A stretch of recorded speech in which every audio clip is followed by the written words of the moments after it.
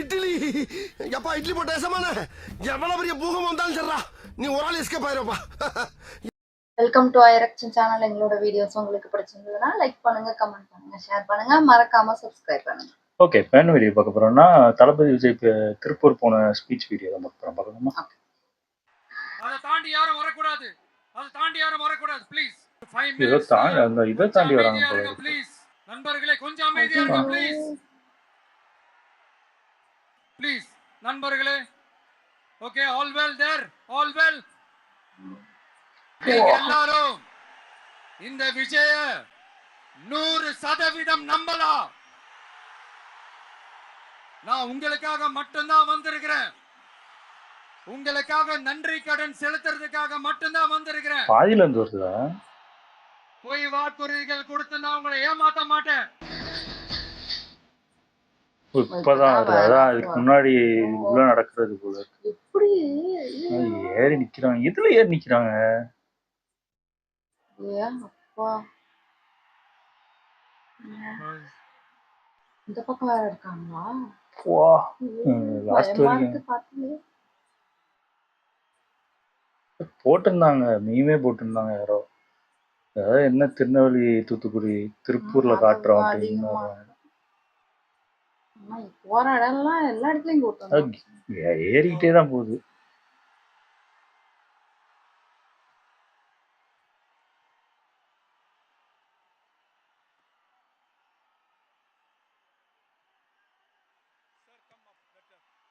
சேஃபா இருக்காங்களான்னு பாத்துக்கணும். பயமா தான் இருக்கு.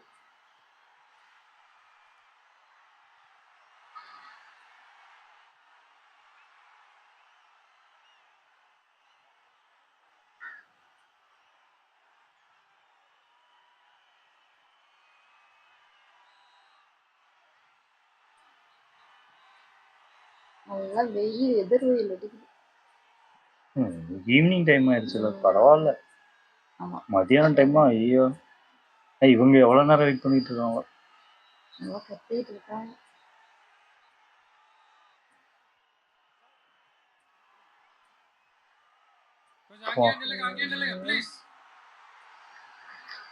ஏறி வராங்க போல இருக்கு.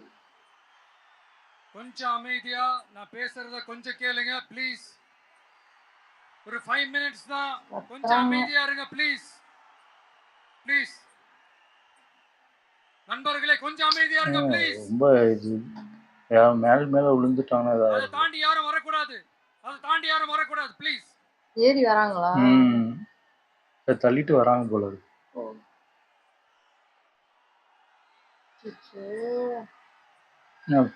சமாளிக்க முடியாது. எவ்வளவு போலீஸ் இருந்தாலும் எவ்வளவு பேர் குடியிருக்கும்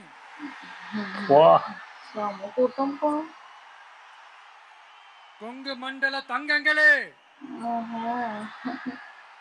திருப்பூர் பகுதி மக்களே, அவங்களும் வந்திருப்பாங்க. அனைவருக்கும் என்னுடைய வணக்கம். டே ஆஃப்டர் டுமாரோ 16th அன்னைக்கு நம்மளுடைய தேர்தல் வாக்குறுதிகளை ஒரு புக்கா வெளியிடுறோம். ஆமா, ஒரு ஊர்ல அதுக்கு முன்னாடி இங்க சில பாயிண்ட்ஸ் மட்டும் உங்களுக்கு படிச்சுட்டு போயிடுறேன். அது மட்டும் கொஞ்சம் கவனமா கேளுங்க ப்ளீஸ் நண்பர்களே. ஓகே, ஆல் வெல் தேர், ஆல் வெல். பேசலாமா? பயமா இருக்கு பாக்கலே, பயமா இருக்கு பாக்கலே. கொஞ்சம் அமைதியா இருங்க ப்ளீஸ். நெசவாளர்கள், சிறு குறு நடுத்தர தொழில்கள் மற்றும் விவசாயிகள் மற்றும் காவல்துறையினர் சம்பந்தமான நம்மளோட அஜெண்டா சிலத உங்ககிட்ட நான் படிக்கிறேன்.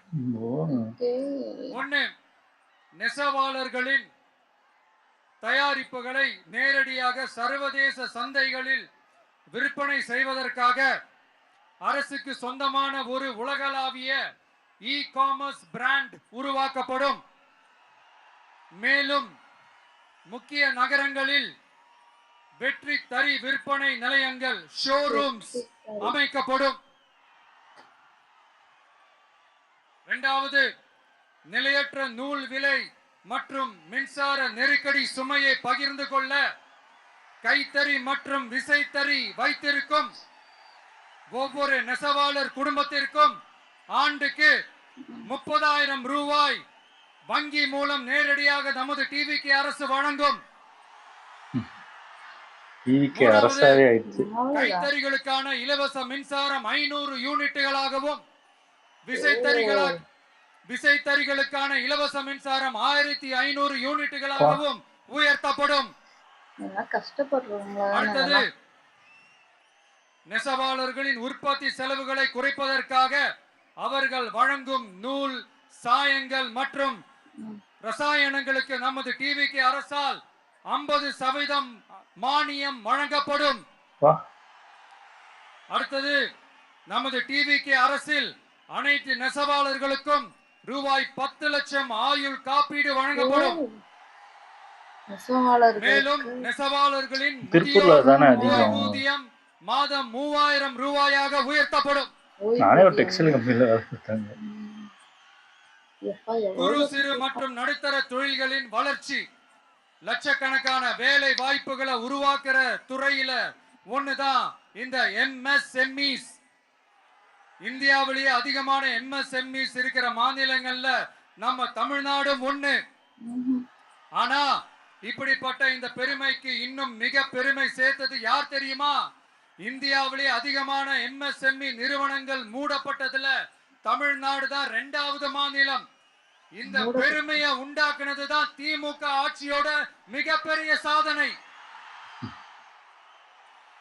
இப்போ இந்த குறு சிறு மற்றும் நடுத்தர தொழில்களோட வளர்ச்சிக்காக நம்ம டிவிக்கு அரசு என்னெல்லாம் செய்யும்னு கொஞ்சம் பார்க்கலாம்.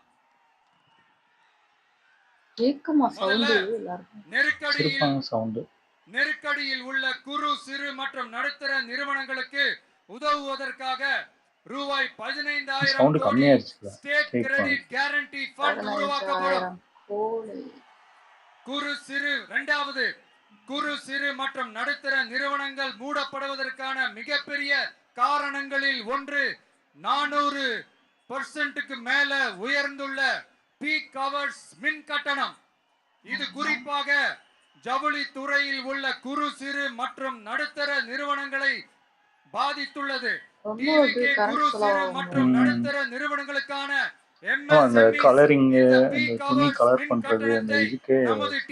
அரசு நிறுத்தி வைக்கும். சின்னது பெருசு எல்லாத்துக்கும் சேர்த்துதான் சொல்றது. அடுத்தது விரிவான ஆய்வுக்கு பிறகே மின் கட்டணத்தை முறைப்படுத்தும். மேலும் குறு சிறு மற்றும் நடுத்தர நிறுவனங்கள் அடுத்து வரும் 5 ஆண்டுகளுக்கு 100% மின்சார வரி விலக்கை பெறும். அடுத்தது குறு சிறு மற்றும் நடுத்தர நிறுவனங்கள் உலக அளவில் போட்டி போடுவதை உறுதி செய்வதற்காக அவற்றை நவீனமயமாக்க ஒரு யூனிட்டுக்கு ரூபாய் 50 லட்சம் வரை என்ற அளவில் 35% மூலதன மானியத்தை நமது டிவிக்கு அரசு வழங்கும்.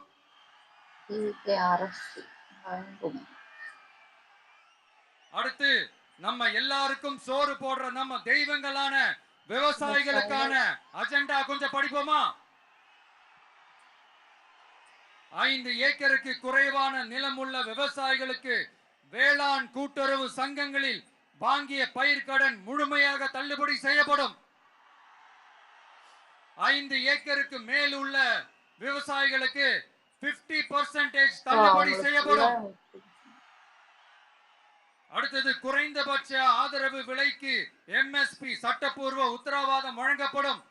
நெல்லுக்கு ஒரு குவிண்டாலுக்கு 3,500 ரூபாயும் கரும்புக்கு டன் ஒன்றுக்கு 4,500 ரூபாயும் வழங்கப்படும்.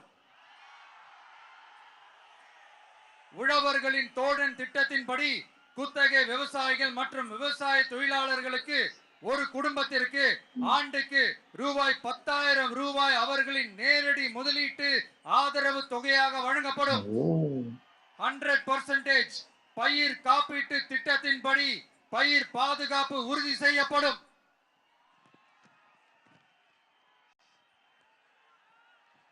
கடைசியாக நமது அரசு ஊழியர்களின் நலனுக்காக பழைய ஓய்வூதிய திட்டம் மீண்டும் வழங்குவது குறித்து நமது டிவிக்கு அரசு கனிவுடன் பரிசீலித்து மதிப்பீடு செய்யும். அடுத்தது அரசு 5 அல்லது அதற்கு மேற்பட்ட ஆண்டுகள் தொடர்ச்சியாக அரசு பணியை நிறைவு செய்துள்ள அனைத்து தற்காலிக ஆசிரியர்கள், செவிலியர்கள் மற்றும் எழுத்தர் பணியாளர்களை நமது டிவிக்கு அரசு பணி நிரந்தரம் செய்யும். இதுக்குதானே சண்டை போட்டுட்டு கிடக்குறாங்க, போராட்டம் பண்ணி. 3வது, பதவி உயர்வுக்கு பணம் பெறும் கலாச்சாரத்தை நமது டிவிக்கு அரசு முடிவுக்கு கொண்டு வரும். அனைத்து காசு அரசு கொடுத்து இது ஊழியர்களின் பண்றாங்க. இடமாற்றங்களும் வெளிப்படையான மற்றும் கால வரையறைக்கு உட்பட்ட முறையில் நடைமுறைப்படுத்தப்படும். 4வது, காவலர்களின் அடிப்படை மாத ஊதியத்தை 18,200 ரூபாயிலிருந்து 25,000 ரூபாயாக நமது டிவிக்கு அரசு உயர்த்தும். அதிக மன அழுத்தம் உள்ள பணிகளில் ஈடுபடும் காவலர்களுக்கு பணிப்படியாக மாதம் 1000 ரூபாய் கூடுதலாக வழங்கப்படும். காவலர் நலன் மற்றும் பணி நிபந்தனைகள் சட்டத்தை, அதாவது police welfare and working conditions act, நமது டிவிக்கு அரசு இயற்றும். அச்சட்டத்தின்படி காவலர்களின் பணி நேரங்கள் முறைப்படுத்தப்படும். அதிக பணி சுமை கொண்ட காவலர்களுக்கு வாரத்திற்கு ஒரு சுழற்சி முறை விடுமுறையை உறுதி ஆமா, செய்யப்படும். நிறைய நம்மளே இப்ப படத்திலே பாக்குறோம்ல சலவைப்படியை, எப்படி இருக்கு. அதாவது வாஷிங் அலவன்ஸ் 500 ரூபாயிலிருந்து 1000 ரூபாயாக உயர்த்தப்படும். மேலும் மதுரை, கோயம்புத்தூர், திருச்சி, திருநெல்வேலி, சேலம் மற்றும் வேலூர் ஆகிய இடங்களில் காவலர் நல மருத்துவமனைகள் நமது டிவிக்கு அரசு நிறுவும். கடைசியாக, பெண் காவல்துறை அதிகாரிகள் பாதுகாப்பு நெறிமுறை அல்லது பணிகளுக்கு பணியமர்த்தப்பட மாட்டார்கள். பெண் காவல்துறை பணியாளர்கள் இப்படிதான் ஆச்சா?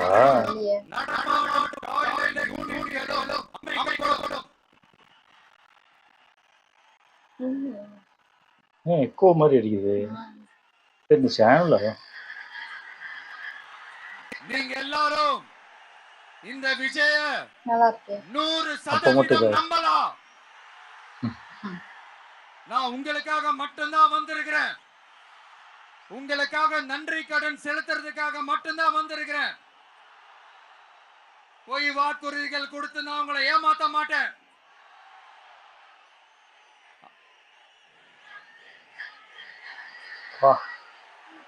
அதனால உங்க அண்ணனுக்கு, உங்க தம்பிக்கு, உங்க மகனுக்கு, உங்க பிள்ளைக்கு ஒரு வாய்ப்பு கொடுங்க. ஒரே ஒரு வாய்ப்பு கொடுங்க. தயவு செஞ்சு விசில் சின்னத்துக்கு ஓட்டு போடுங்க. இது ஒரு விசில் புரட்சி தேர்தலா இருக்கணும். கான்பிடென்டா இருங்க. நல்லதே நடக்கும். வெற்றி நிச்சயம், வெற்றி நிச்சயம், வெற்றி நிச்சயம். இந்த வாட்டி 3 வாட்டி சொல்றாரு. என்ன இது? ஓ, வாழா.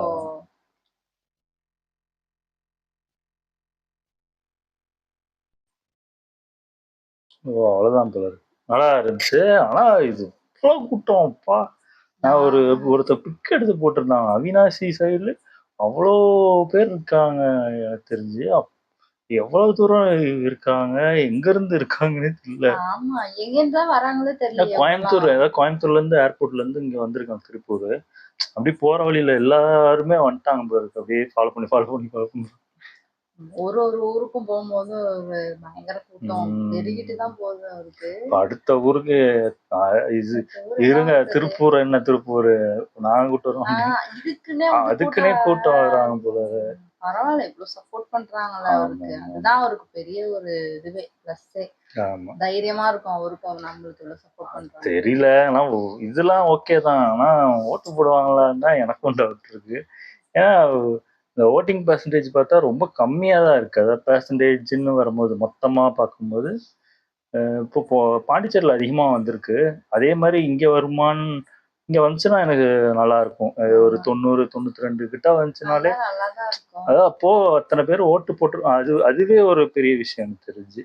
இப்போ அத்தனை பேருக்கு இருந்து போடாம விட்டது தப்பாயிரும் தெரிஞ்சு. ஆமா. பார்க்கலாம் என்ன பண்ண போறாங்கன்னு தெரியல. கூட்டத்தை பார்த்தா யாருக்கு போடுறீங்களோ அது உங்க விருப்பம். அது உங்களுக்கு பிடிச்சது போடுங்க. ஆனா ஓட்டு போடாம இருக்காதீங்க. ஓட்டு போடுங்க. நோட்டாவுக்கு போடுறதுக்கு நீங்க வீட்லயே ஆமா, உட்கார்ந்து நோட்டாக்கு போடுறது வேஸ்ட். நீங்க வேற போய் யாருக்கு நோட்டாவுக்கு வேணாலும் போடுங்க. நோட்டாக்கு போடுறது வேஸ்ட். நோட் அதுக்குன்னு நான் யாருக்குமே போட மாட்டேன், ஓட்டே போட மாட்டேன்னு இருக்கிறதும் வேஸ்ட் தான். ஆமா. அதுக்கு நீங்க இது ரெஜிஸ்டர் பண்ணாம நீங்க ஓட்டர் ஐடி எனக்கு வேணாம், என்ன இது ரிஜெக்ட் பண்ணிருங்க ஓட்டர் ஐடில இருந்து ரிஜெக்ட் பண்ணிட்டு நீங்க யூஸ் பண்ணாம வச்சுக்கோங்க. யூஸ் பண்ணாம வச்சிருக்கு. ஆமா. எனக்கு தெரிஞ்சு புதுசா ஒருத்தவங்களுக்கு வாய்ப்பு கொடுக்கறது தான் நல்லது. ஆமா, எனக்கு தெரிஞ்சு அப்படிதான். எனக்கு தெரிஞ்சு பார்த்தாச்சு நம்ம அது எல்லாத்தையும். எங்களோட பாயிண்ட் ஆஃப் வியூ. உங்களுக்கு யாரை பிடிச்சிருக்கோ அது உங்க விருப்பம். ஓகே, எங்க வீடியோஸ் உங்களுக்கு பிடிச்சிருந்தா லைக் பண்ணுங்க, ஷேர் பண்ணுங்க, கமெண்ட் பண்ணுங்க, மறக்காம சப்ஸ்கிரைப் பண்ணுங்க. எல்லாருக்கும்